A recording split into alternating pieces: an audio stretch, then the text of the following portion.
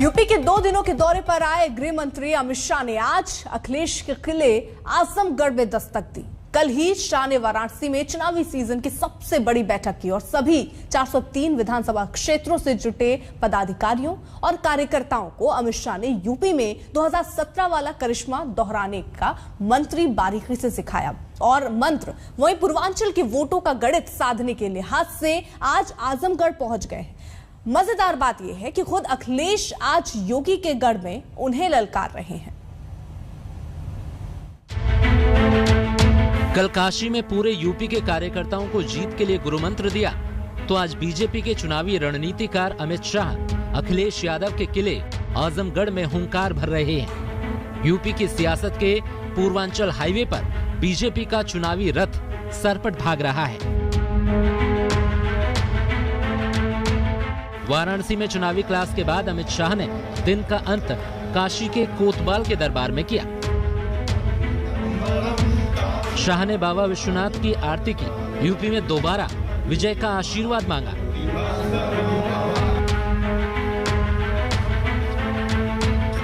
जैसा कि तय था, अखिलेश के गढ़ में अमित शाह ने बीजेपी की ताकत की भरपूर नुमाइश की और इस सरजमी से अखिलेश की सियासत और सोच को सीधे तौर पर ललकारा।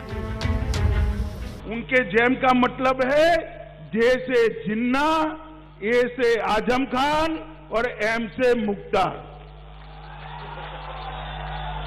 अब भाई आप मुझे बताओ, आपको भाजपा का जैम चाहिए या समाजवादी पार्टी का चाहिए?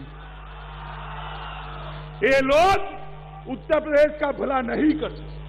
जात पात में बांटना, दंगे कराना, तुष्टीकरण करना और वोट बैंक की राजनीति को आगे बढ़ाना। जैसे ही चुनाव आया है, अखिलेश जी को जिन्ना बहुत महान दिखने लगे हैं। मैं इतनी बड़ी भीड़ में बहुत सारे माइनॉरिटी के भाई बहन बैठे हैं, कोई आदमी ऐसा है जिसको जिन्ना में महान व्यक्ति की नजर आती है? कोई है? अब अखिलेश जी को लगता है भाई, क्योंकि चुनावी मौसम आया है। मगर मैं अखिलेश जी आपको एक बात कहता हूं, मैं योगी सरकार को एक सर्टिफिकेट देकर जाना चाहता हूं। उन्होंने पूर्वांचल को मच्छर और माफिया दोनों से मुक्त कर दिया। शनिवार की सुबह यूपी की सियासत के लिहाज से दिलचस्प रही। शाह का रथ अखिलेश के गढ़ से निकला तो अखिलेश ने अपना रथ सीएम योगी के गढ़ गोरखपुर की ओर मोड़ दिया। आजमगढ़ में अमित शाह ने यूनिवर्सिटी की नींव रखी तो अखिलेश ने गोरखपुर में रथ यात्रा निकाली। आजमगढ़ में अमित शाह की रैली हुई तो गोरखपुर में अखिलेश ने ताकत दिखाई। आजमगढ़ के बाद बस्ती में भी शाह की रैली है तो अखिलेश ने गोरखपुर की जमीन से योगी को निशाने पर लिया। आजमगढ़ की जनता जानती है विकास किसने किया है। गोरखपुर की जनता इंतजार कर रही थी विकास का, लेकिन गोरखपुर में नाव से चलना पड़ रहा है। जिन नाव वालों ने बीजेपी को आगे बढ़ाया, उन नाव वालों का धोखा दिया बीजेपी ने। केवल गोरखपुर नहीं, उत्तर प्रदेश का विकास ठप किया है सरकार ने। इसलिए विकास के लिए मैं अपील करने आया हूं कि एक बार फिर समाजवादियों का सहयोग और समर्थन करें। कमल खिलने वाला है। आजमगढ़ में विरोधियों को ललकारने से पहले अमित शाह ने कल वाराणसी में इस चुनावी सीजन की अब तक की सबसे बड़ी बैठक की। मकसद सिर्फ ये कि कार्यकर्ताओं को यूपी जीत की राह बनाने के गुर दिए जाएं। विधायकों, पदाधिकारियों, बूथ प्रमुखों, कार्यकर्ताओं सबके साथ अमित शाह ने विस्तार से चर्चा की और 300 प्लस के टारगेट के लिए जो 6 सूत्रीय मंत्र दिया वो कुछ ऐसा है। बूथ जीता तो यूपी जीता, हर पन्ना प्रमुख उठाए 60 वोट की जिम्मेदारी, 12 से 15 घरों में जाए पन्ना प्रमुख, सरकार की योजनाओं का हो प्रचार प्रसार, राम मंदिर, काशी विश्वनाथ कॉरिडोर की भरपूर बात हो, यूपी में भयमुक्त राज का प्रचार हो। 2014, 2017, 2019 में जीत का मंत्र देने वाले अमित शाह ने 2022 में 300 प्लस की रणनीति तय की। कार्यक्रम के मंच पर योगी के साथ अमित शाह ने कार्यकर्ताओं के सामने राम मंदिर का मॉडल लहराकर संदेश पहले ही साफ कर दिया था कि चुनाव में यही मॉडल चलना है और चलाना है। जय श्री राम का उद्घोष करते ही काशी तक पहुंचे कार्यकर्ता पहले ही उत्साह से लबरेज थे। केंद्रीय नेतृत्व से जीत का मन मुताबिक मंत्र पाकर इनका जोश दोगुना हो गया। सारे देश और राज्य के मुद्दों पर ही विधानसभा के चुनाव लड़ना है आपकी बार। उनका शुरू से हमेशा एक मंत्र है, मेरा बूथ सबसे मजबूत। बूथ में प्रचार की तरफ से अलग और प्रबंधकीय जो है विचार अलग से। तो मुद्दे की बात यह है कि पूर्वांचल का मैदान सियासी दिग्गजों का अखाड़ा बना हुआ है। ये ना तो कोई संयोग है और ना ही कोई प्रयोग, बल्कि सीधे सीधे आंकड़ों का खुला खेल है। पूर्वांचल इलाके में कुल 164 विधानसभा सीटें हैं। 2017 में बीजेपी को यहां से 115 सीटों पर जीत मिली थी, जबकि समाजवादी पार्टी सिर्फ 17 सीटों पर सिमट गई थी। वहीं बीएसपी को 14 और कांग्रेस को 2 सीटें मिली थी। इससे पहले 2012 में समाजवादी पार्टी ने 102 सीटें जीती थी। तब पूर्वांचल के बूते ही समाजवादी पार्टी सत्ता में आई थी। पहले होता क्या था, नौकरी निकलती थी और नौकरी के साथ ही महाभारत के सभी रिश्ते निकल पड़ते थे वसूली में। कहीं चाचा है, कहीं मामा है, कहीं भांजा है, कहीं भतीजा है, ये सभी निकल पड़ते थे। कोरोना कालखंड में उन लोगों का दर्शन यहां पर नहीं हुआ होगा। मैं आजमगढ़ वासियों से पूछता हूं कि आपके सांसद कोरोना में आपका हालचाल लेने आए थे? वे फिर भी नहीं आएंगे। जाहिर है पूर्वांचल के वोटर के मिजाज के मुताबिक ही चुनावी खेल के मैन ऑफ द मैच भी बदलते हैं। बीजेपी ने 2017 में पूर्वांचल में जो हासिल किया था उसे किसी भी सूरत में खोना नहीं चाहती। अगले कुछ महीनों तक यही मिशन योगी का है, यही शाह का और यही पीएम मोदी का। आजमगढ़ से अभिषेक मिश्रा के साथ आज तक ब्यूरो। यूपी के मिशन 2022 के लिए बीजेपी की तैयारियां बड़े स्तर पर चल रही हैं। वाराणसी में अमित शाह की रणनीतिक बैठक से काफी पहले ही पीएम मोदी अपना अभियान छेड़ चुके हैं। विकास योजनाओं के उद्घाटन और शिलान्यास के जरिए वो यूपी की जनता के दिलों में लगातार दस्तक दे रहे हैं। इसी महीने पीएम के 3 बड़े कार्यक्रम उत्तर प्रदेश में हैं, जिसमें पूर्वांचल एक्सप्रेस वे का उद्घाटन और जेवर एयरपोर्ट का शिलान्यास है।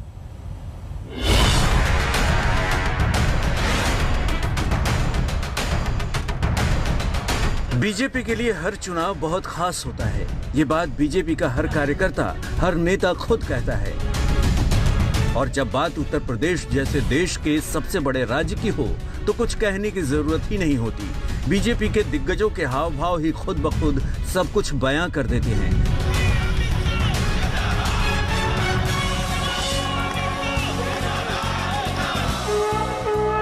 बीजेपी के सबसे बड़े पोस्टर खुद प्रधानमंत्री नरेंद्र मोदी हैं। हर चुनाव में पार्टी के प्रचार और जीत की जिम्मेदारी वो खुद अपने कंधों पर लेते हैं।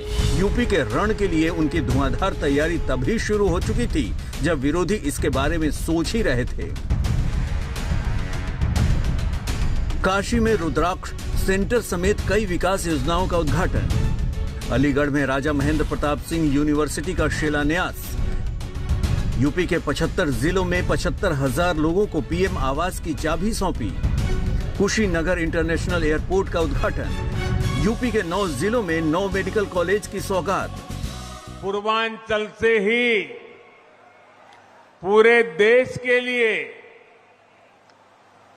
बहुत जरूरी ऐसा मेडिकल इंफ्रास्ट्रक्चर की एक बहुत बड़ी योजना शुरू होने जा रही है। जब सारे चुनावी खेल के सारे खिलाड़ी मैदान में उतर पड़े हैं और अपने अपने दांव पेच से वोट की जंग में खलबली मचाने की जोर आजमाइश शुरू हो चुकी है, ऐसे वक्त के लिए बीजेपी और पीएम मोदी का ट्रम्प कार्ड तैयार है। नवंबर महीने में मोदी 3 बार यूपी नापने वाले हैं। शुक्रवार को यूपी के लिए पीएम मोदी की आसमानी तैयारियों की झलकियां भी दिख गईं। 16 नवंबर को पीएम मोदी सुल्तानपुर में पूर्वांचल एक्सप्रेसवे यूपी की जनता को सौंपेंगे। नवंबर में पीएम मोदी झांसी में रानी लक्ष्मीबाई के 193वें जयंती समारोह में शिरकत करेंगे। इसी दौरे में पीएम नल के जरिए जल योजना समेत कई योजनाओं को हरी झंडी दिखाएंगे और 25 नवंबर को पीएम ग्रेटर नोएडा के जेवर में बन रहे इंटरनेशनल एयरपोर्ट का भूमि पूजन करेंगे। इसके अलावा पीएम मोदी नोएडा में बनने वाली फिल्म सिटी का नींव भी रखेंगे। 2022 चुनाव से पहले ही यूपी को बुंदेलखंड एक्सप्रेसवे की सौगात भी मिल सकती है। इसका उद्घाटन भी चुनावी मौसम में ही धूमधाम से होने की पूरी संभावना है। पूर्वी उत्तर प्रदेश जो आजादी के बाद से उपेक्षित था, आज प्रधानमंत्री मोदी जी के मार्गदर्शन, उनके नेतृत्व में विकास, रोजगार की ढेर सारी संभावनाओं को आगे बढ़ाने की दिशा से आगे बढ़ रहा है। इस एक्सप्रेसवे में हम लोग 8 स्थलों पर इंडस्ट्रियल कॉरिडोर की भी स्थापना करेंगे। उसका नोटिफिकेशन जारी हो। विकास योजनाओं के साथ साथ बीजेपी राम नाम को चुनाव में अपनी सबसे बड़ी ताकत बना रही है। 3 दशकों के राम मंदिर आंदोलन की सफलता और अयोध्या में मंदिर के शिलान्यास के कार्यक्रम को पीएम मोदी और बीजेपी ने न सिर्फ यूपी बल्कि देश के घर घर तक पहुंचा दिया। वक्त वक्त पर रामलीला के दर्शन और देव दीपावली जैसे कार्यक्रमों के जरिए योगी इस कोशिश को और भी धारदार बनाते रहते हैं। विरोधियों के लिए इस हथियार की काट निकाल पाना बेहद मुश्किल होता जा रहा है। सुल्तानपुर से चित्रा त्रिपाठी के साथ आज तक ब्यूरो। यूपी की सत्ता के लिए इस बार पुरजोर दावेदारी कांग्रेस और समाजवादी पार्टी भी कर रही है। बदले हुए माहौल में इनकी चुनावी रणनीतियां भी नया रंग ले रही हैं। हिंदुत्व के नाम पर घमासान भी है तो बहुसंख्यक हिंदुओं को लुभाने की कोशिश भी है। लेकिन ये अब जनता को तय करना है कि हिंदुत्व के नाम पर किस पार्टी का फलसफा खरा है। या देवी सर्वभूतेषु शक्तिरूपेण संस्थिता नमस्तस्यै नमस्तस्यै नमस्तस्यै नमो नमः। बीजेपी हिंदुत्व की बात करती है। हम कहते हैं कि हिंदू धर्म में और हिंदुत्व में फर्क है। जवाहरलाल नेहरू जिन्ना वो बैरिस्टर बनी, उन्होंने आजादी दिलाई। जिस हिंदुत्व की राजनीति के चलते विरोधियों ने बीजेपी को कभी सियासी हाशिए पर डाल रखा था, उसी हिंदुत्व के बूते बीजेपी न सिर्फ सत्ता में आई बल्कि आज अजय जैसी छवि गढ़ ली है। ज्यादा दिलचस्प बात यह है कि वही हिंदुत्व आज उन्हीं विरोधियों के सिर पर सवार होने लगा है, क्योंकि लड़ाई का कोई दूसरा तरीका उन्हें सूझ नहीं रहा। या देवी सर्वभूतेषु शक्तिरूपेण संस्थिता नमस्तस्यै नमस्तस्यै नमस्तस्यै नमो नमः। यूपी के चुनावी रण में कांग्रेस भी खुद को बड़ी दावेदार बता रही है। प्रियंका की अगुवाई में यूपी में जगह जगह बीजेपी सरकार के खिलाफ मोर्चे खोले गए हैं, लेकिन हर मोर्चे पर ये जरूर जताती हैं कि वो भी हिंदू परिवार से हैं और हिंदू रीति रिवाज उनके भी खून में हैं।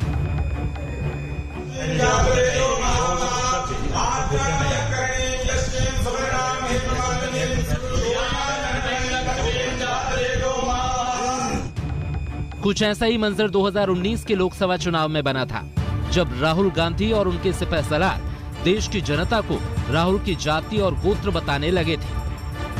पर मुश्किल ये है कि सत्ता में वापसी के लिए कांग्रेस को हिंदुत्व की दरकार तो है, लेकिन अपने तरीकों को बीजेपी से अलग साबित करने के लिए राहुल व्याकरण और शब्द जाल में उलझ जाते हैं। बीजेपी हिंदुत्व की बात करती है। हम कहते हैं कि हिंदू धर्म में और हिंदुत्व में फर्क है, क्योंकि अगर फर्क नहीं होता तो नाम एक ही होता। हिंदुत्व को हिंदू या हिंदू की जरूरत नहीं होती या हिंदुत्व की जरूरत नहीं होती। सिंपल सी लॉजिक है, अगर आप हिंदू हो तो हिंदुत्व की क्या जरूरत, ये नए नाम की क्या जरूरत। चुनावी नतीजे बता ही देंगे कि जनता ने राहुल का हिंदू और हिंदुत्व वाला व्याकरण कितना समझा। लेकिन 2017 में राहुल के साझीदार रहे अखिलेश अपनी रणनीति और वोट बैंक को लेकर जरा भी पसुपेश में नहीं है। ब्राह्मण वोट बैंक की अतिरिक्त चिंता उन्हें भले ही हो गई हो, लेकिन जिन्ना की तरफदारी से क्या हासिल होना है, इसे लेकर उनका आत्मविश्वास देखने लायक है। सरदार पटेल जी, राष्ट्रपिता महात्मा गांधी, जवाहरलाल नेहरू, जिन्ना एक ही संस्था में पढ़ करके बैरिस्टर बनकर के आए थे। तो अभी तो चुनाव का ऐलान होना बाकी है और ऐसे बयान जो आप सुन रहे हैं ये और आएंगे चुनावी दौर में। एक छोटे से ब्रेक के लिए रुक रहे हैं, आप देखते रहिए आज तक।